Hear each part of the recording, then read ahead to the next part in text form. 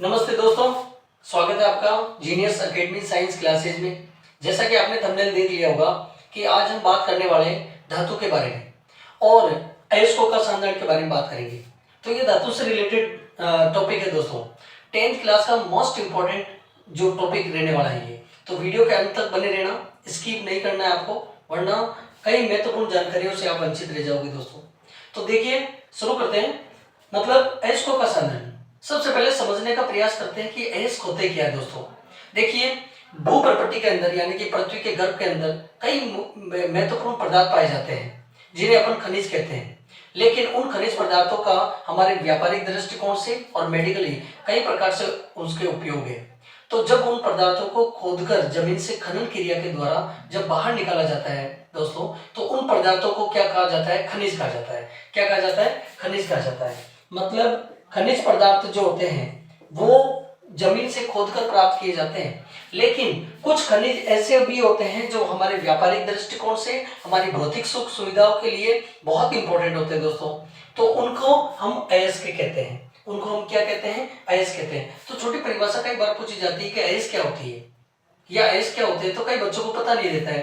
तो दोस्तों बिल्कुल सिंपल सी परिभाषा है, इसको डिफाइन करना बड़ा आसान है कि जमीन से या भूप्रपट्टी से खनन क्रिया के माध्यम से यानी कि खोद करके जो पदार्थ निकाले जाते हैं उनको हम खनिज कहते हैं। लेकिन कई प्रकार के खनिज होते हैं, उनमें से जो मोस्ट इंपॉर्टेंट खनिज होते हैं यानी कि कुछ पदार्थ ऐसे होते हैं जो मेडिकली टर्म्स में देख लीजिए या हमारे इकोनॉमिक कंडीशन के अकॉर्डिंग देख लीजिए, तो वो हमारे व्यवसायिक यानी व्यापार के लिए भी बहुत इंपॉर्टेंट होते हैं। तो उनको निकालना बड़ा जरूरी हो जाता है, बहुत इंपॉर्टेंट हो जाता है। तो इसलिए वो पदार्थ जो बहुमूल्य होते हैं, बहुमूल्य खनिज होते हैं, उनको हम अयस्क कहते हैं। अब बात ये सामने आती है कि जो अयस्क होते हैं, क्या हम उनको जमीन से खोदकर सीधा उपयोग में ला सकते हैं दोस्तों? जी नहीं, बिल्कुल भी नहीं, क्योंकि उनके अंदर कई प्रकार के जो है अशुद्धियां होती है। उनके अंदर कई प्रकार के अपघटे होते हैं जिनका हम डायरेक्ट उपयोग नहीं कर सकते। तो दोस्तों सिंपल सी बात है, तो फिर उनको अपन कैसे हटा सकते हैं? उनका हम अभिमार्जन कैसे कर सकते हैं? उनको कैसे यूटिलाइज करेंगे? तो देखिए, इस वीडियो के अंदर और इस टॉपिक में हम यही समझने वाले हैं। एक माइंड मैप मैंने बनाया है, एक छोटा सा चार्ट मैंने बनाया है, जिसके जरिए आराम से हम कई प्रकार की इंफॉर्मेशन हमें मिल जाएगी बहुत ही कम समय के लिए अंदर। तो देखिए, अयस्कों का जो सांद्रण है, मतलब अयस्कों से हम कैसे अशुद्धियां हटा सकते हैं और अयस्क और खनिज। देखिए, एक चीज मैं आपको और बताना चाहूंगा इस वीडियो के अंदर कि लास्ट वीडियो के अंदर मैंने बताया था कि इस अर्थ पे कई प्रकार के मतलब जो है पदार्थ हैं और वो तत्व के रूप में है। तो तत्व 118 तत्व मैंने आपको लास्ट वीडियो के अंदर बताए थे दोस्तों, तो वो खोजे जा चुके हैं। अब उन 118 तत्वों में कई पदार्थ धातु के रूप में है, कई पदार्थ अधातु के रूप में है और कुछ पदार्थ ऐसे भी हैं जो उपधातु के रूप में है। ठीक है ना? तो ये उन्हीं उसी टॉपिक से रिलेटेड है, अयस्कों का सांद्रण। तो देख सकते हैं कि हम जो धातुएं हैं वो इन्वायरमेंट के अंदर बहुत रिएक्टेबल होती है, कुछ धातुएं ऐसे होती है जो बहुत कम रिएक्टेबल होती है और कुछ धातु ऐसी भी होती है जो बहुत ही कम रिएक्ट करती है एनवायरनमेंट के अंदर। तो ठीक इस माइंड मैप के जरिए मैं आपको बताना चाहूंगा कि उच्च अभिक्रियाशील जो धातुएं होती है उनका हम विद्युत अपघटन करके हम शुद्ध धातु प्राप्त कर सकते हैं दोस्तों। जो उच्च अभिक्रियाशील धातु होती है, मैं सर्कल आउट कर रहा हूँ, प्लीज फोकस करें आप लोग, कि जो उच्च अभिक्रियाशील धातु होती है उनका हम क्या कर सकते हैं? केवल विद्युत अपघटन कर लेंगे। हम विद्युत अपघटन करके हम शुद्ध धातु प्राप्त कर लेंगे। लेकिन दोस्तों एक शर्त है, ये जो विद्युत अपघटन होगा इसकी अवस्था कैसी होगी? ये धातु जो है गलित अवस्था में होनी चाहिए। अगर गलित अवस्था में होगी तो इसका विद्युत अपघटन करके हम धातु का जो है शोधन कर लेंगे, यानी कि शुद्ध धातु प्राप्त कर लेंगे अपन। ठीक है ना? हम क्या प्राप्त कर लेंगे? शुद्ध धातु प्राप्त कर लेंगे। बड़ा सिंपल है। इस माइंड मैप के जरिए मतलब बड़ा सा बड़ा टॉपिक है ये, जिसको अपन बहुत ही कम समय के अंदर समझ सकते हैं। सबसे पहले हमने समझा कि खनिज क्या होते हैं, फिर उसके बाद में हमने समझा कि अयस्क क्या होते हैं। क्योंकि बच्चों की सबसे बड़ी प्रॉब्लम यही रहती है कि उनसे डायरेक्ट जब एग्जाम में क्वेश्चन आता है ना, 1 नंबर का क्वेश्चन आता है, ज्यादा बड़ा मार्क्स के अंदर नहीं पूछा जाता है कि अयस्क क्या होते हैं। उनके होश उड़ जाते हैं, यार ये कौन सी बला आ गई। अरे भैया सीधी सी बात है कि पृथ्वी के गर्भ के अंदर ढेर सारे पदार्थ हैं और वो ढेर सारे पदार्थ खनिज के रूप में हैं।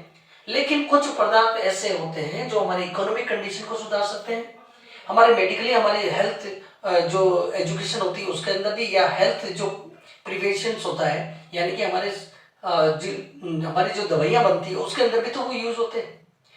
तो ऐसे पदार्थ या ऐसे खनिज पदार्थ जो हमारे व्यापारिक दृष्टिकोण को देख लीजिए या मेडिकली मतलब औषधि निर्माण को देख लीजिए, बहुत इंपॉर्टेंट होते हैं। तो बहुमूल्य खनिज होते हैं वो। तो जो बहुमूल्य खनिज होते हैं और हमारे दैनिक जीवन में बहुत इंपॉर्टेंट होते हैं, उनको हम क्या कहते हैं? अयस्क कहते हैं।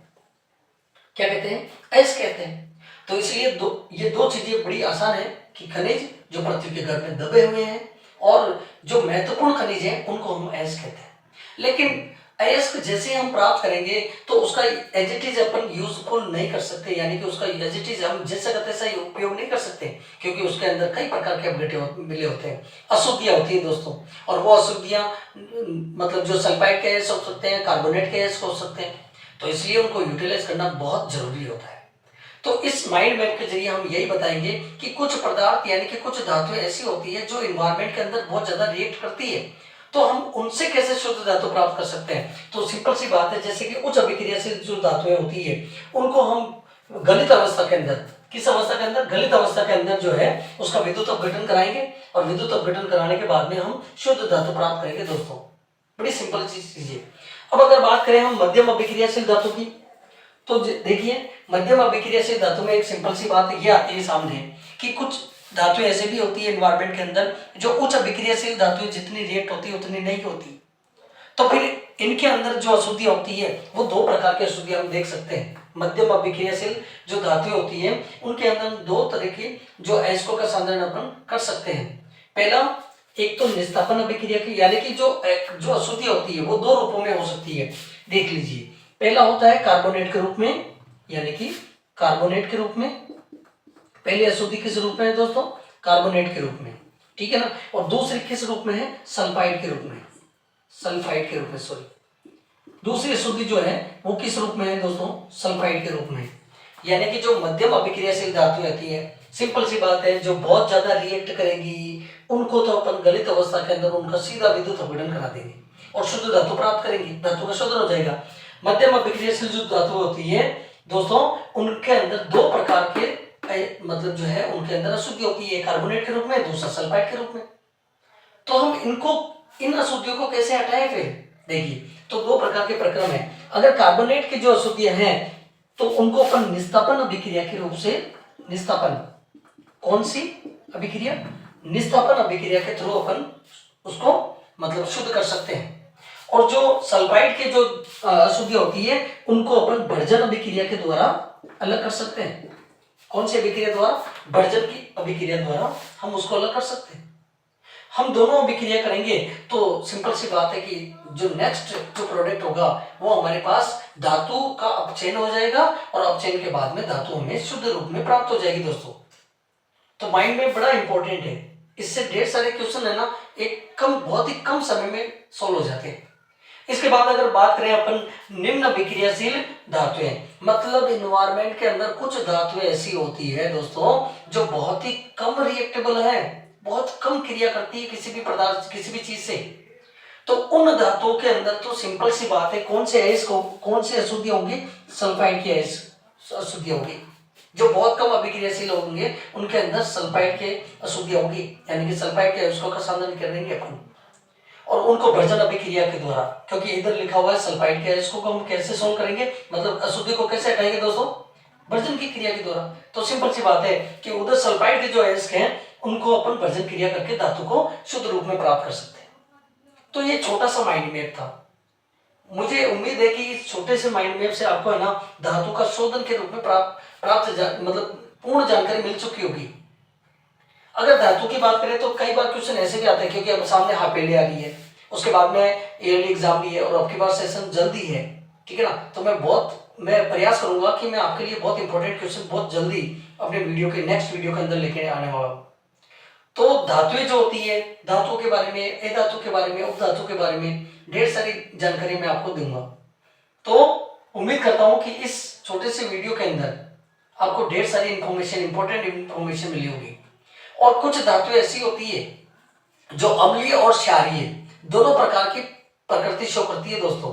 जैसे हम बात कर सकते हैं, उन्हें हम उभयधर्मी ऑक्साइड कहते हैं। यानी कि कुछ ऑक्साइड ऐसे भी होते हैं, यानी कि अगर हम बात करें सोडियम, लिथियम और पोटेशियम की, यानी कि एक छोटा सा ट्रिक है केनाली, छोटा सा ट्रिक बना लेते हैं अपन अपने हिसाब से केनाली। अब यहाँ पर आप देख सकते हैं कि के का मतलब होता है, के रिप्रेजेंट करता है पोटेशियम को, क्योंकि इसका लैटिन वर्ड जो है वो केलियम है, ठीक है ना। तो के रिप्रेजेंट करेगा पोटेशियम को।